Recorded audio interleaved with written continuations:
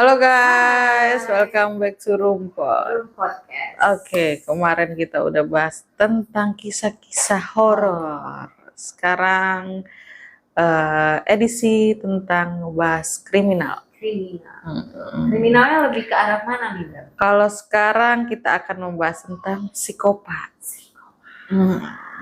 Tapi psikopatnya psikopat termuda di dunia. Jadi jangan mikir psikopat tuh cuman orang-orang dewasa aja. Banyak di luar-luar sana juga banyak ternyata.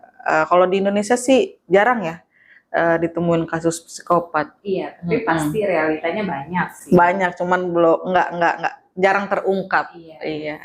Kalau di luar negeri kan udah ya kita nggak bisa pungkiri lagi kan kalau daerah sana kan. Aware banget.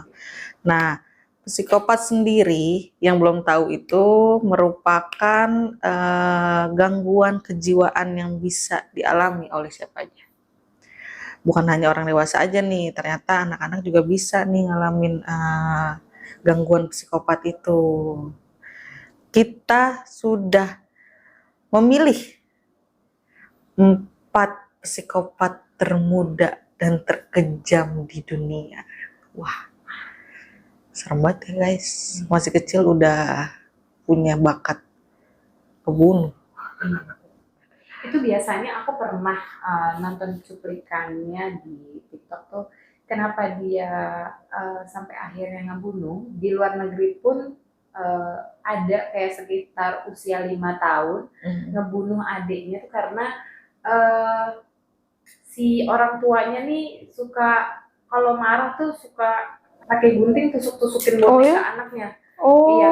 Jadi kayak gitu. udah. Jadi dia kerekam. Anak kecil kan masih ngerekam telepon orang tua kan. Jadi kalau marah tuh kayak iya, jadi kayak udah iya benar ngerekam sendiri. Jadi apapun yang dia lakuin udah biasa gitu kalau begitu aja. Iya betul. Dan kalau orang tuanya marah ke anak pertama biasanya kan lebih agak kasar ya, gitu, agak lebih diluapkan gitu. Sebenarnya itu juga nggak boleh kalau kita telisik lebih jauh gitu kan. Rata-rata kan orang yang punya anak 2, anggaplah anaknya 2 dan itu umurnya berdekatan nggak jauh gitu kan. Biasanya tuh lebih anak pertama yang disuruh mengerti, sedangkan mereka juga sebenarnya masih kecil gitu. Belum ngerti sebenarnya. Tapi dipaksa untuk dewasa gitu kan. Sampai akhirnya dia ngerasa ada kayak kok gue terus yang harus ngalah, kok gue terus yang harus mengerti. Sedangkan gue juga masih anak-anak, gue juga masih butuh main, kayak gitu, butuh perhatian. Kakaknya suruh ngalah mulu sama adiknya. Iya, akhirnya terlampiaskannya ke adiknya, kayak gitu. Dan finally pas aku nonton cuplikannya itu, akhirnya dia ngelukain adiknya. Iya, karena ada jadi kayak punya rasa iri juga. Karena dia melihat orang tua gue kalau marah dia gituin boneka atau bantal gitu kan. Intinya dia ada sesuatu yang dia luapkan gitu kan. Dan that's fine mungkin gitu menurut si anak yang paling besar ini. Ternyata adiknya akhirnya pas dia marah, dia dimarahin sama orang tuanya, akhirnya dia luapkan ke adiknya. Dan itu nggak boleh sebenarnya gitu kan. Oke, kita akan kembali ngebahas psikopat termuda di dunia. Yang pertama ada Mary Flora Bell.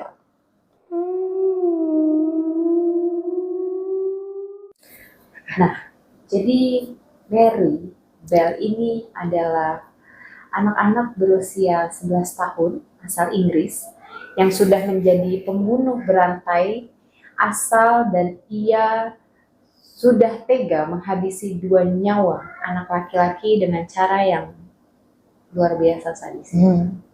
Tapi sekarang kita akan bahas asal-usul Mary-nya dulu nih, Bel. Jadi Mary Bell adalah anak dari seorang wanita malam, wanita ya dunianya suka asik dugem. Bahasanya dugem zaman dulu. Bernama Betty MC Cricket yang lahir pada tahun 1957. Ibunya kemudian menikah dengan seorang pria bernama Billy Bell. Makanya anaknya Mary Bell ya. Karena bapaknya ada Bell gitu. Tetapi kehidupan rumah tangga mereka tidak pernah berjalan baik.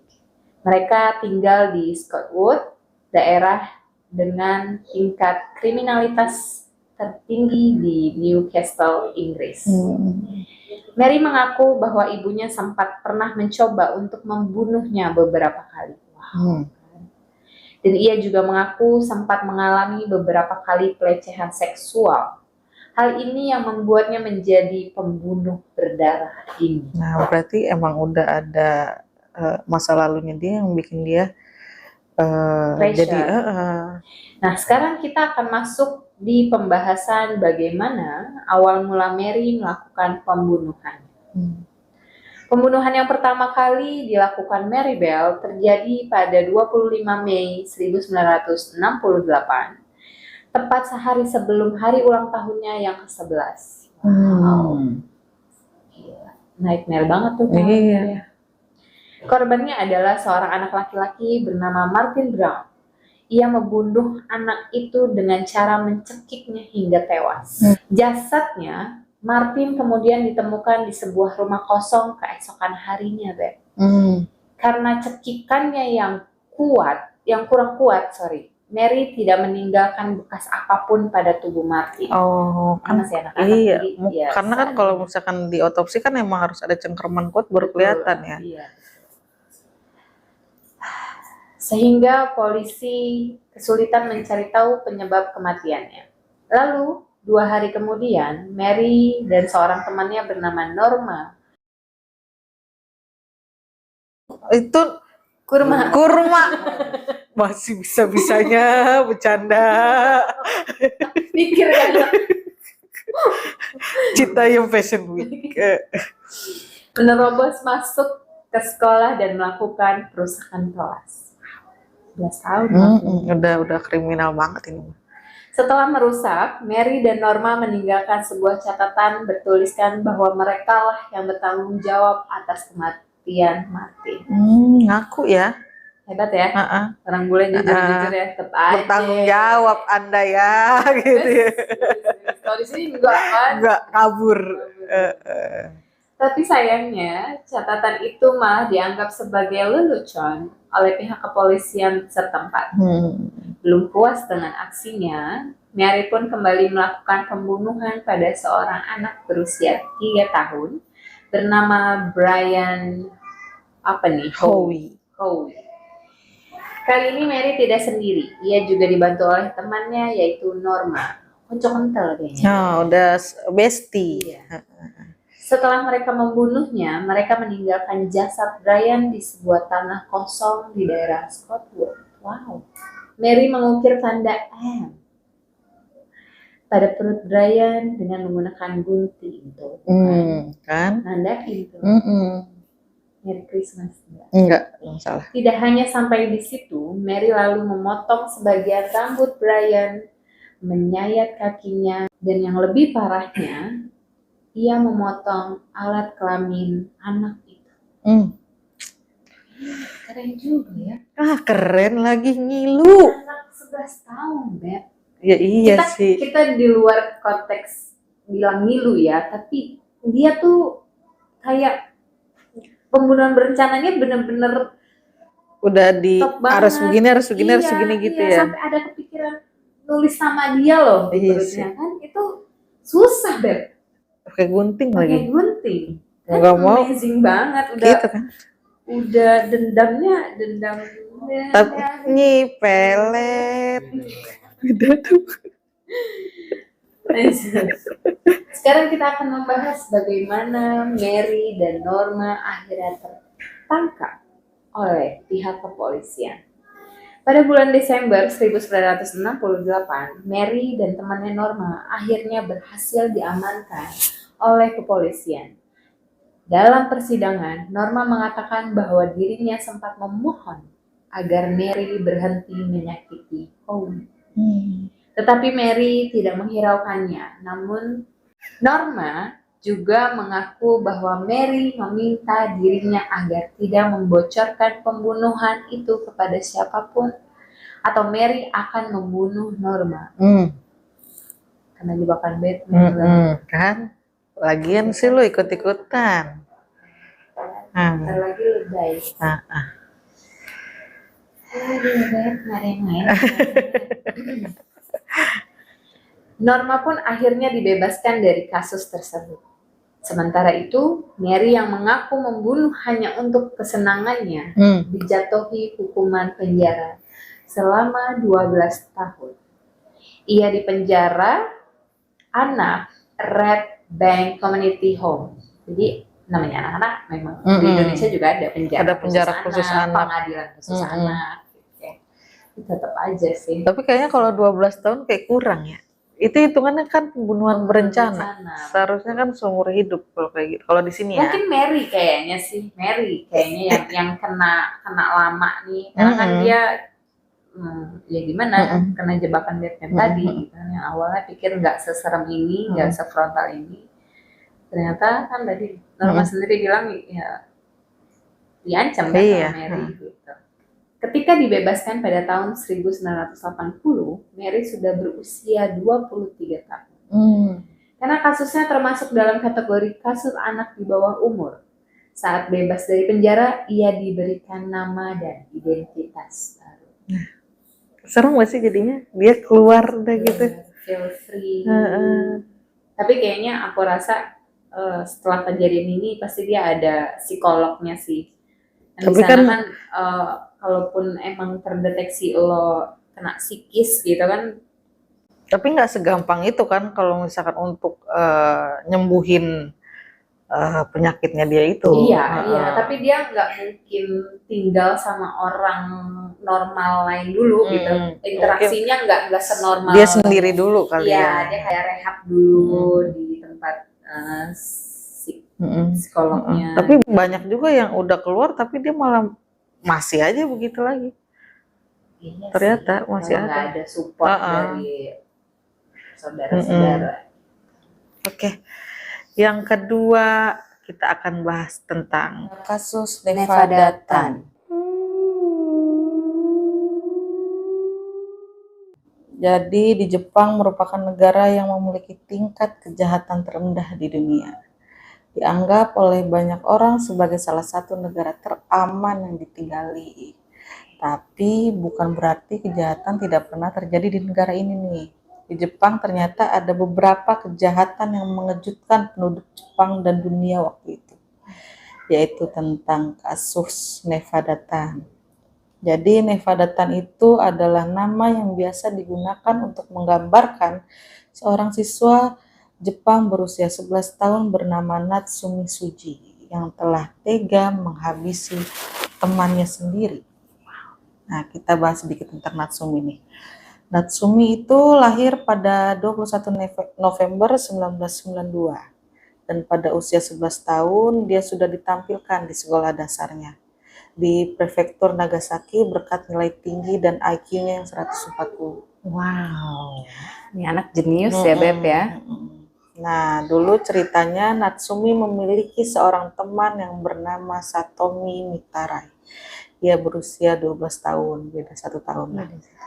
Keduanya telah berteman selama beberapa tahun dan sering terlihat bersama. Tapi takdir ini berkata lain, Beb. Persahabatan dia berubah menjadi kebencian karena adanya tindakan bullying yang dilakukan Satomi terhadap Natsumi.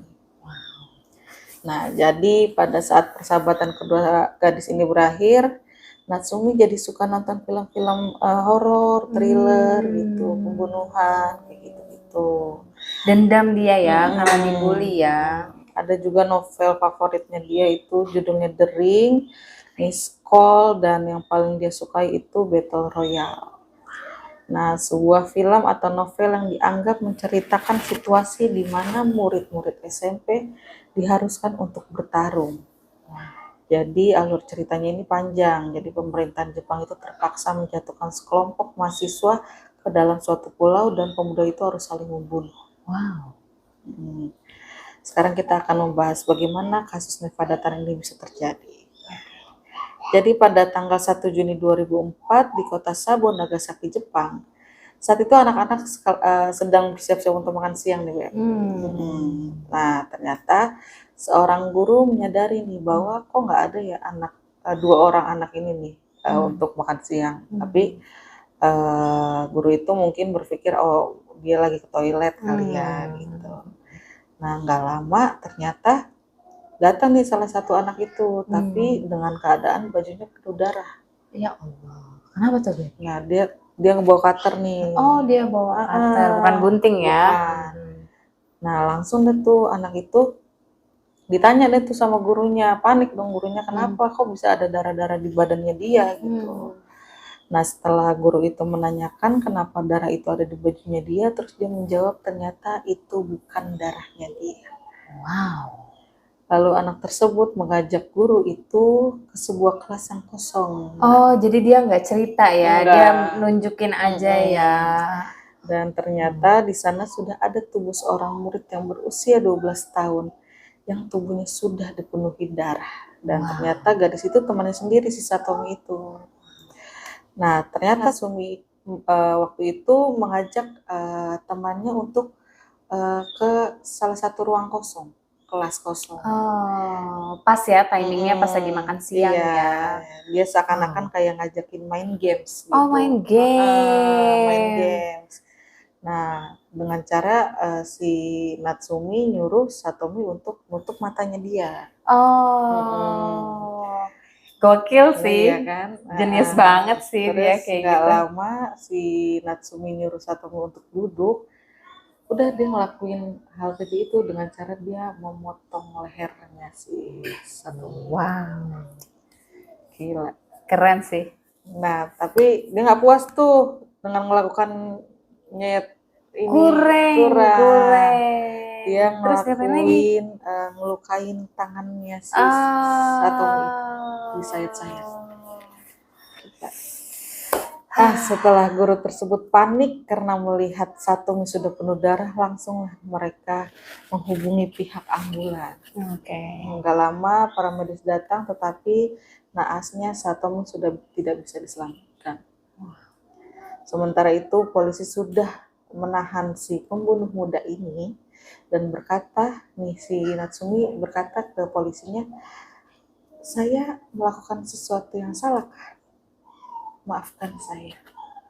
Iya, jawaban anak-anak sih, ya kan? Iya ya, karena faktor nonton itu ke brainwash aja sama filmnya.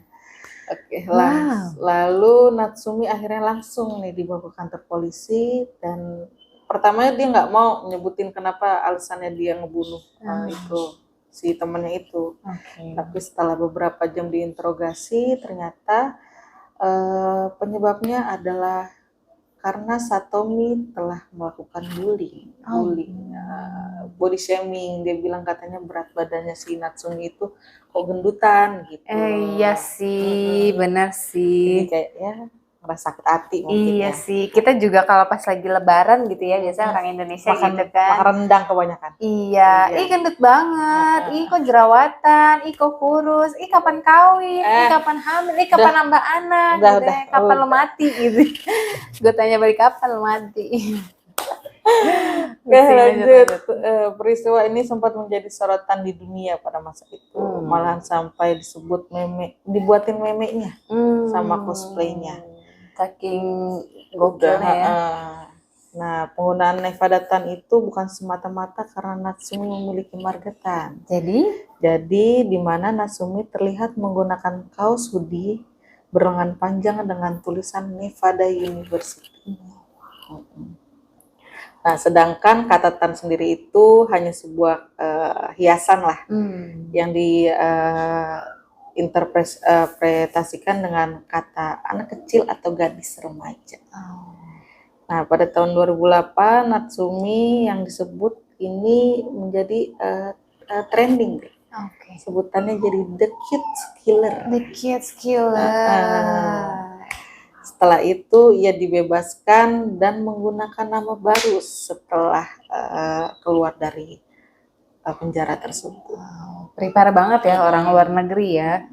Itu kebayang sih pasti pas dia udah keluar dari penjara nggak mungkin digabungin sama orang normal kan, pasti takutnya ada nanti begitu lagi. Iya, dia paling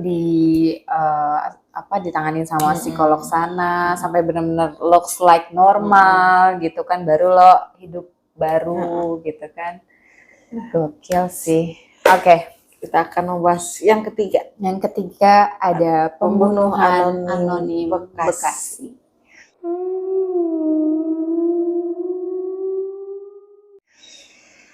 Bekasi. Bekesong, ya kan, jauh banget tuh Bekesong, ya kan, debu mulu. debu, macet, ya kan. Kalau di Google Map, ini di mana nih Pluto, planet Pluto, jauh, pokoknya udah sedih loh. Debu kalau ke sono debu templok muka. Iya parah, tapi sebenarnya kan deket-deket aja ya, Tapi karena kalau ke sana jauh. jauh banget, pengap Panas gitu ya. Aduh, gitulah kenyataannya Bekesong. Oke. Minggu 28 April 2013, waktu itu Indonesia digegerkan dengan berita seorang anak yang dibunuh oleh teman sebayanya ini. Anak berumur 7 tahun dengan inisial YI, jadi dia nggak mau disebutin nama aslinya. Tega menenggelamkan teman sekolahnya yang bernama Nur Afis Kurniawan di area danau buatan daerah Sumarekon, Bekasi. Padahal bagus sih ya daerah Sumarekon. Ada piramidanya ya, jadi horor. Peristiwa mengerikan ini bermula dari laporan anak hilang yang dilontarkan oleh orang tua Nur Afis pada tanggal 24 April 2013. Satu hari sebelum jasad Nur ditemukan mengapung di danau buatan tersebut oleh warga lokal yang sedang mencari ikan. Bersama sekelompok polisi, jasad korban yang sudah teridentifikasi diantarkan ke rumahnya di Jalan Rawa Bugel, Harapan Mulia, Medan Satria.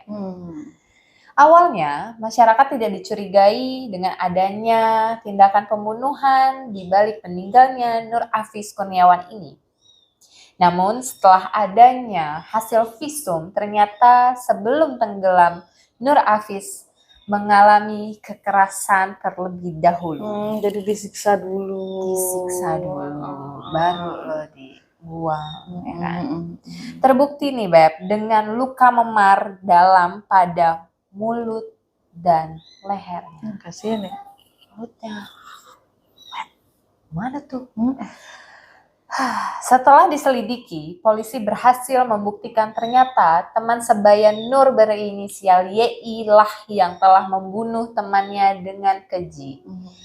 Mau tahu YI melakukan hal keji itu apa? Kepo? Kita tunggu episode selanjutnya. Enggak, lama banget dong episode part 2. Ya saya, yes. Syuting lagi dong buat ceritain si YI ini. Alemong. The answer is, katanya YI bilang bahwa ia kesal dengan Nur dikarenakan Nur memiliki hutang sebesar Rp1.000. 1.000. Gue bayarin dah. Tapi ya gimana ya? Gue pengen nangis. Itu kan masih anak-anak ya, Beb. Ya tapi seenggaknya 1.000, Beb. Iya sih, tapi kita bicara soal orang berhutang ya. Gue sedih. Kebanyakan orang kalau lagi susah minjem baik. Pasti tagih galak. Iya benar sih. Ya kan? Terus atau pura-pura lupa. Tarsok, tapi di medsosnya hedon. Ya kan? Harusnya ya, kita kan sesama manusiawi kan, basicnya manusia itu kan baik ya. Lu tinggal komunikasi aja yang baik, bilang gue belum ada gitu. Belum ada. Tapi kalau misalkan anak kecil kayak gini kan belum bisa mikir ke sana. Iya sih, maksudnya warning aja bahwa orang suka ngutang, lu kalau ngutang jangan lebih galak. Benar. Lu kan udah ditolongin. Iya benar. Gitu. Dan aku tuh kayak sempet nggak mau berurusan sama orang, berurusan uang gitu. Karena jadi musuh, saudara aja bisa jadi musuh gitu, apalagi yang temen, ya nggak sih? Tapi kalau misalnya emang sekiranya kita tahu tabiatnya teman kita yang dia mampu bayar utang, ya kasih gitu kan. Tapi kalau misalkan kita tahu ini dia susah nih, nggak bisa nih bayar nih utang ya. Dan sekiranya kita juga masih belum kaya banget gitu kan, ya udah lah ya gitu, nggak usah memaksakan untuk bantu orang. Berbuat baik itu kan nggak harus pinjemin uang. Iya.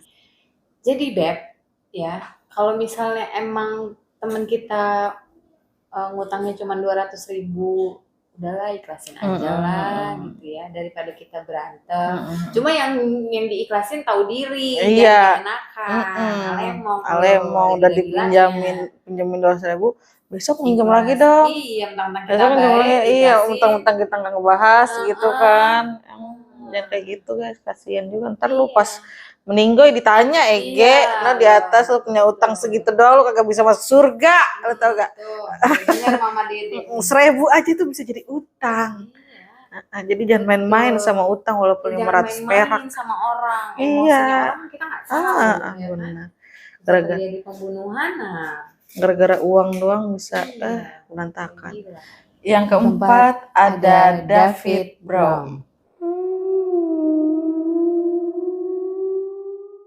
Nah, jadi David Francis Brown ini lahir pada 3 Oktober 1971 di Minnesota, Amerika Serikat. Ia lahir dalam keluarga yang taat dan sangat menjunjung nilai keagamaan. Sementara David tumbuh menjadi seorang remaja yang suka mendengarkan musik-musik nyentrik yang ditentang oleh orang tuanya karena dianggap lagunya itu melecehkan nilai-nilai agama. Kan ya mungkin ada kali ya salah beberapa bagian lagu-lagu yang kayak gitu kan. Iya. Nah, sekarang kita masuk nih, kenapa si anak tersebut bisa membunuh satu keluarga itu? Kenapa tuh, Beb? Nah, jadi kejadian naas ini terjadi pada 20 Februari 1998. David yang saat itu masih berusia 16 tahun adalah seorang remaja yang menyukai musik nyentrik yang tadi aku bilang, seperti salah satu band sekolahnya yang sering menyanyikan lagu dengan lirik-lirik itu menurut keluarganya itu menyimpang nilai-nilai agama. Lalu sang ayah mengetahui bahwa anaknya suka mendengar musik itu, langsung itu marah, sampai memicu pertikaian tuh dalam keluarga mereka. David merasa tidak tahan dengan omelan sang ayah.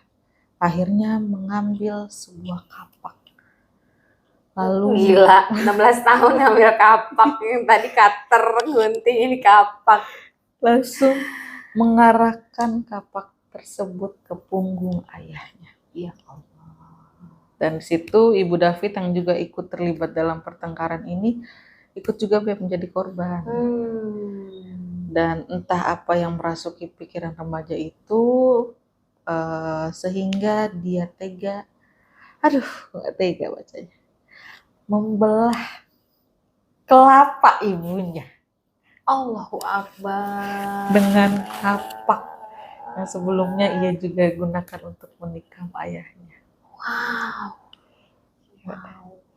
Dan ternyata dia punya saudara-saudara juga, Beb. Nah, kedua saudaranya itu juga ikut menjadi korban.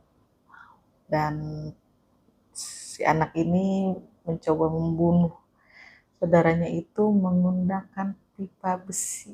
Wow. Dan dihantam ke saudaranya itu. Pembunuhan berantai satu dan keluarga. keji banget ini sih, gila. Usai melakukan hal tersebut, keesokannya si David langsung pergi ke sekolah. Dengan rasa santai, dia nggak ada takut, nggak ada rasa bersalah. Iya, biasanya psikopat gitu, santai. Bahkan ia bangga menceritakan ke teman-temannya nih, kalau dia udah ngebunuh seluruh keluarganya. Rumornya berita itu udah kesebar nih di sekolah. Sampai salah satu guru mencoba untuk melaporkan ke pihak berwajib. Setelah itu dia langsung dibawa ke pihak kepolisian dan melakukan persidangan. David akhirnya dijatuhkan hukuman penjara seumur hidup. Walaupun usianya dia masih 16 tahun ya, berarti kalau seumur hidup cuma 16 tahun dong ya. Nah, beberapa kuasa hukum sempat mencoba meminta keringanan hukuman karena David yang dianggap mengalami gangguan jiwa. Tapi kalau kayak gitu mah ya jangan dah pakai segala diberi keringanan. Iya sih. Untungnya pengadilan nggak ngabulin nih, dan dia tetap menjalani hukuman penjara seumur hidup di Manchester Correctional Facility Stillwater. Untungnya ya nggak dikabulin ya, karena ya lo udah cukup besar lah 16 tahun Tapi gitu kalau kan. misalkan untuk hukuman seumur itu kurang, kenapa nggak hukuman Kurang mati? sih. Karena dia udah ngebunuh ibu, bapak, saudaranya. Ya mungkin karena dia ada gangguan jiwa itu, Dan jadi dia masih di bawah umur ya. iya di bawah umur juga gitu. Wow, gokil sih. Gokil. Bener-bener the real psikopat. Nggak ada rasa bersalah, nggak ada rasa takut. Iya bener. Udah ada santai aja. Tapi jalan. biasanya kalau orang normal abis membunuh itu, pas dia tahu dapat vonis hukumannya berapa tahun, pasti kan mereka kan kayak Iya. stres gitu. Entah itu acting atau entah emang dia ngerasa mulai bersalah ya. Iya betul. Tapi kalau psikopat tuh pasti mereka yang, kamu tahu nggak sih ada yang dari mana ya, Filipina atau mana gitu, yang cewek ya kan? Iya, dia senyum bunuh ibunya terus dia di kamar ya. Iya gitu. Kayak, ya gue cuma ngebunuh doang gitu, kayak seakan-akan dia ngomong kayak gitu. Iya, itu psikopat sih. Ya udah nggak ada rasa, ya itu nggak ada rasa bersalah, nggak ada rasa takut, apa yang dia lakuin udah benar gitu. Dan nggak ada salah, mereka ngerasa ya udah. Padahal mah ya itu salah banget. Iya. Walaupun lu mau disiksa kayak mau diapain kayak sama orang tua lu atau temen lu, ya janganlah ngelakuin sampai ngilangin nyawa. Iya. Ya tapi balik lagi kan mereka juga awalnya manusia yang normal, yang happy, karena banyak beberapa faktor dan akhirnya orang tuanya juga kecolongan sampai akhirnya mereka baca novel atau nonton film dan itu tidak ditemenin kan gitu. Tapi ada juga yang psikopat dari waktu kecilnya udah diajarin ya. Udah diajarin ngebunuh binatang-binatang. Iya, aku sempat tahu videonya. Mata-matain kaki, kayak gitu kan, itu udah jadi bikin mereka mindset gitu kan. Dari binatang aja udah kayak gitu, gimana dia ngelakuin ke manusia juga bisa gitu. Benar. Oke, selesai juga malam ini kita menemani sahabat rumput. Happy weekend, happy Saturday night. Yang jomblo tidur aja. Ya kan? Kalau hujan ya udah itu derita, yang pada punya pacar. Yang punya pacar ya lo baik-baik deh malam mingguannya ya kan. Benar-benar. Thanks for watching dan jangan di like, jangan di komen, jangan di subscribe karena obrolan kita tidak penting, tidak berfaedah. Oke, bye.